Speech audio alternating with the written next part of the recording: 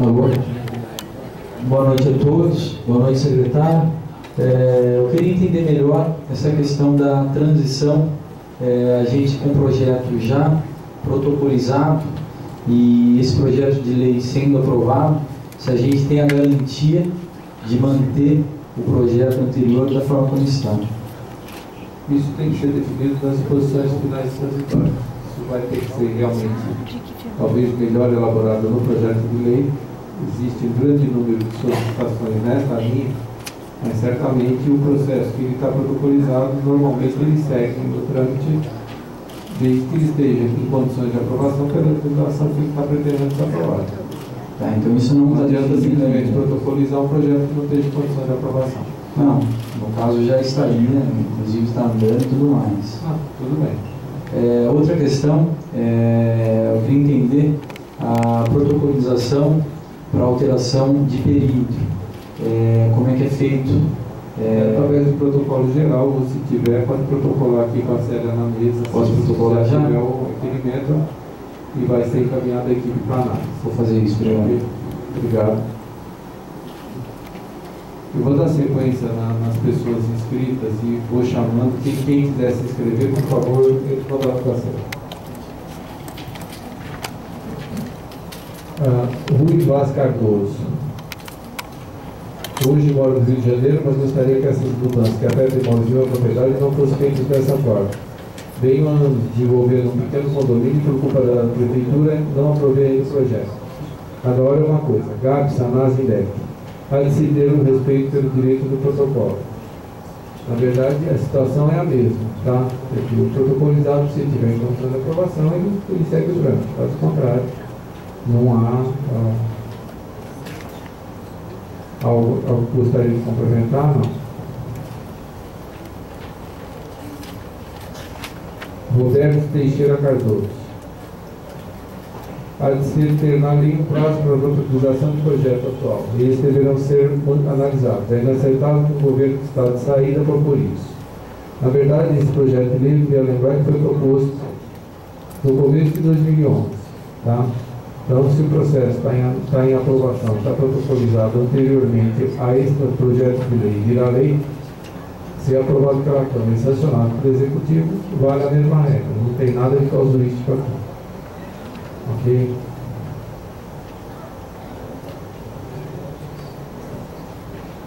Vilma Teixeira Cardoso. Excluir a mudança sobre o tamanho do lote de 250 para 500 metros. Incluir na lei carência para aprovação de projetos já em andamento. Gostaria de fazer outra palavra? Com relação, então, à mudança do lote, ele foi feito por questões de adensamento, como foi explicado pela equipe. A proposta vai ser encaminhada à equipe para análise. Com relação à carência, a gente já falou mais de uma vez.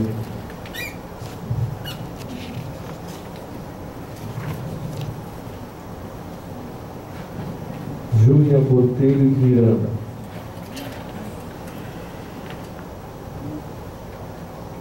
Veio desenvolvendo uma negociação na região há anos, Xangri-Lá. O poder público pouco ou nada fez por lá. Não pode agora jogar para o ralo anos de trabalho, especialmente com referência à burocracia, que em Campinas excede o bom senso. Há que ter um prazo para essas mudanças de vigor. Só até hoje nada foi mudado, não haverá prejuízo se inserir essa carência se necessário. O processo, se está protocolizado, ele segue o caminho. Se não estiver protocolizado. Eu estou fazendo a leitura do nome. Se a pessoa quiser se manifestar e fazer uso da palavra, por favor, levante-se e dirija ao microfone. Caso contrário,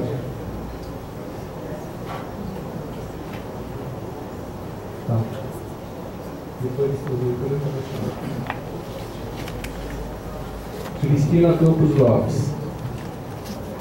Como advogada, fico assustada por tais mudanças não prever um prazo para sua aplicabilidade. Há que ter um prazo para sua entrada em vigor. É o que prevê a Constituição sob pena de questionamento e embargo. Prazo plausível 2 anos após a aprovação, se aprovado. Se a gente tiver um projeto com uma legislação urbanística com prazo de 2 anos, eu não preciso nem botar a lei em vigor, até aí já foi. A lei, o uso do solo modificado através de lei, ele entra em vigor na data da publicação. O que tiver em condição de aprovação, permanece pela legislação anterior. O que não tiver em condição de aprovação, não é possível também dar um prazo de 2 anos de carência para uma lei entrar em vigor.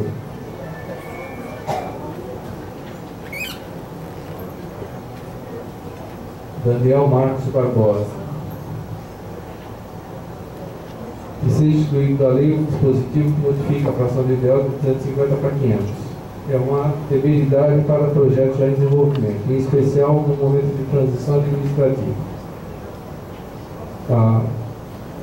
Há de se ressaltar, mais uma vez, que isso daí foi oriundo de diversas audiências públicas realizadas na região que pediram desadensamento na região do Jardim Miriam, do Xangri-Lá, ao eixo de toda a rodovia Campinas Mogi.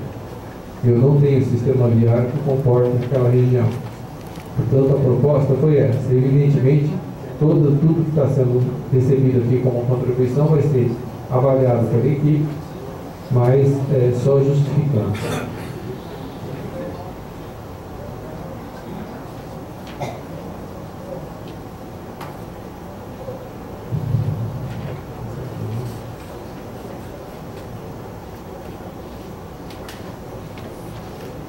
Cineide dos Reis Barbosa. Se querem mudar algo que afeta a população, por que não fazer um plebiscito sobre isso? Por que algo mudar assim algo do dia para a noite? Qual a pressa? Tudo tem que ter um prazo para mudança para entrar em vigor. Se aprovado, essas mudanças só podem acontecer em 2 anos. Na verdade, nada está sendo mudado do dia para a noite. Essa proposta vem sendo discutida há mais de 1 ano. A gente teve um cuidado especial em estar fazendo mais uma audiência pública para mais claramente deixar claro que todo o espaço para debate está acontecendo. Agora, evidentemente, também você deixar um prazo de 2 anos para a lei entrar em vigor, realmente não precisa entrar em vigor. Tá? Só gostaria de ressaltar, está encerrado o prazo para inscrição para a pauta. Tá? As pessoas que já estão inscritas, estão inscritas. Olga Guilherme.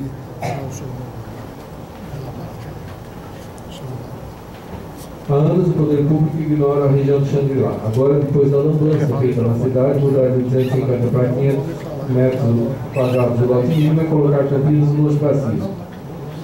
Ou se retira esse projeto de si, então a justiça é que determinará se o meu projeto de desenvolvimento será modificado ou não. Se o projeto estiver protocolizado, ele vai ser analisado. Se ele não estiver protocolizado, a lei entra em vigor na data da publicação, né? Se aprovado.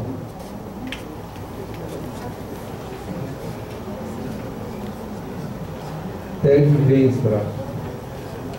Pediu para trazer outra palavra.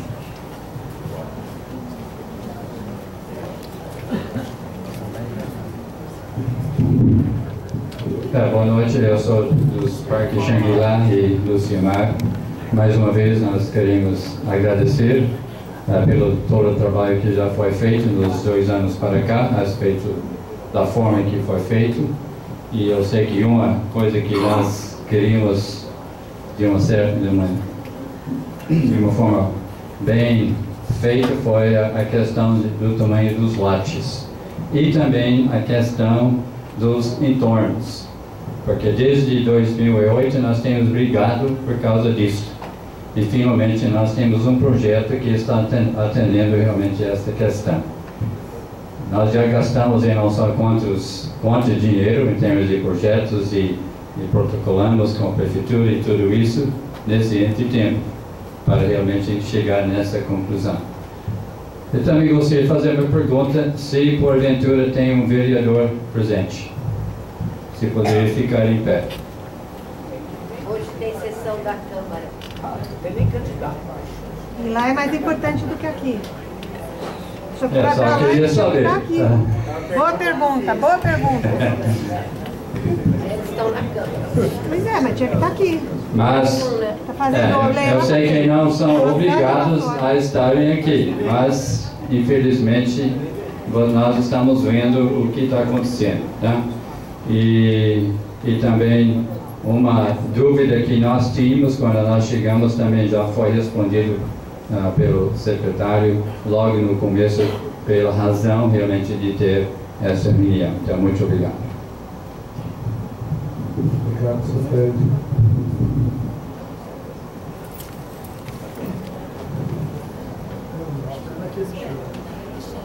Rogério Cruz Abrigo. Não sei se eu falei o nome errado.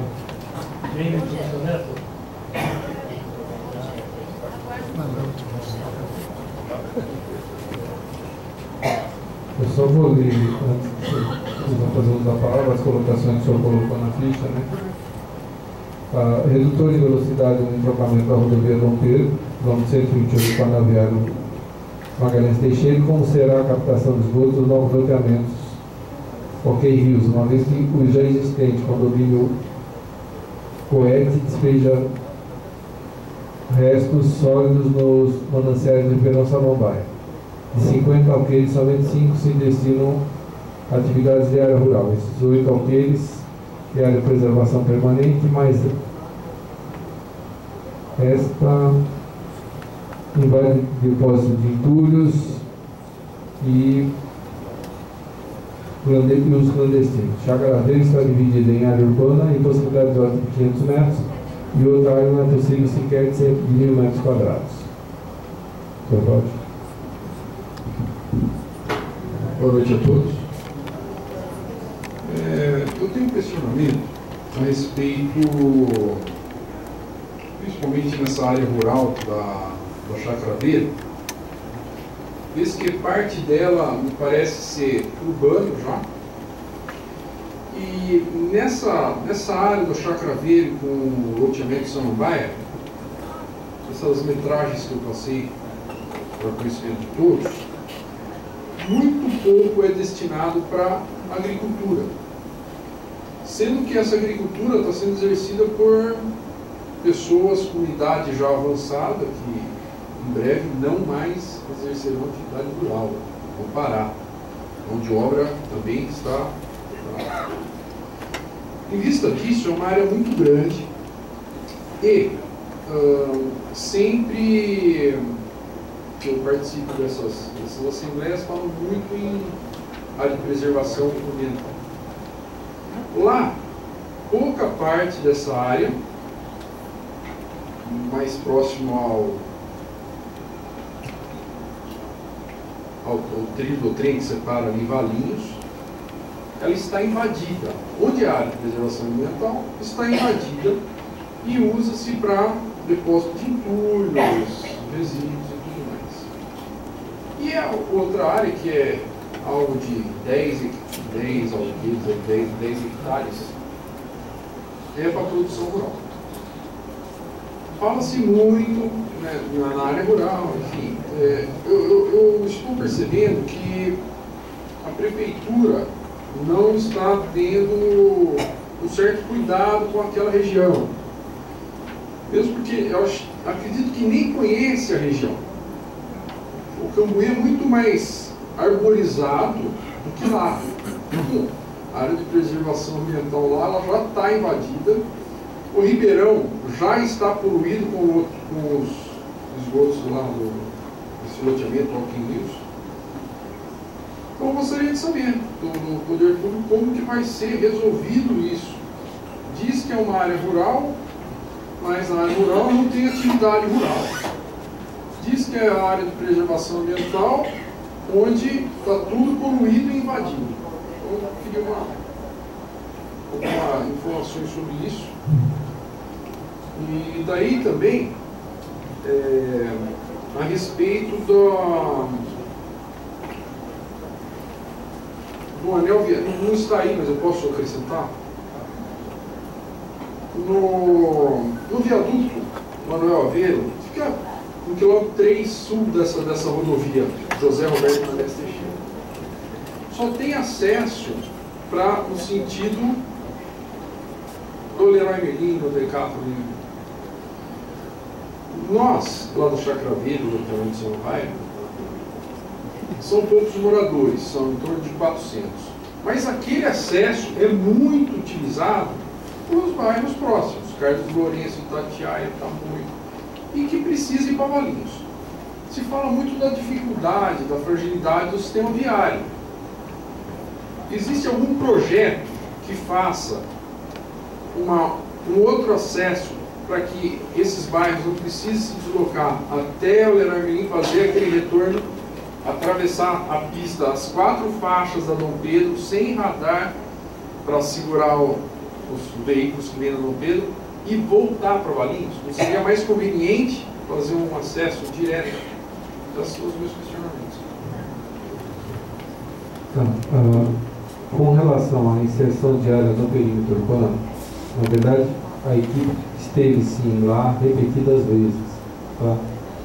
O que nós temos dificuldade exatamente com o problema que o senhor colocou da acessibilidade e da infraestruturação do local. Quer dizer, uma área que ela já está parcelada no parcelamento para uso não urbano, que é um parcelamento que existe no INCRA, o loteamento de Chácara Samambaia, e os outros loteamentos ali próximos, o que acontece?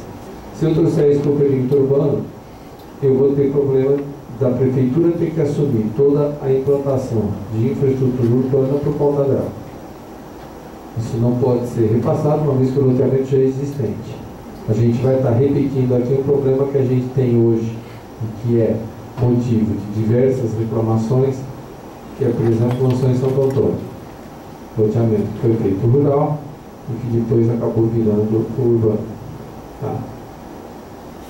Aí você não tem infraestrutura, você não tem vias com a largura adequada, quer dizer, isso é um dos motivos. A proposta que foi feita em conjunto com a Secretaria Municipal de Meio Ambiente, se constituir uma área de proteção ambiental, foi exatamente para que você possa permitir alguns usos sustentáveis que dessem uma condição de aproveitamento para aquela área sem que a gente modificasse a característica básica dela.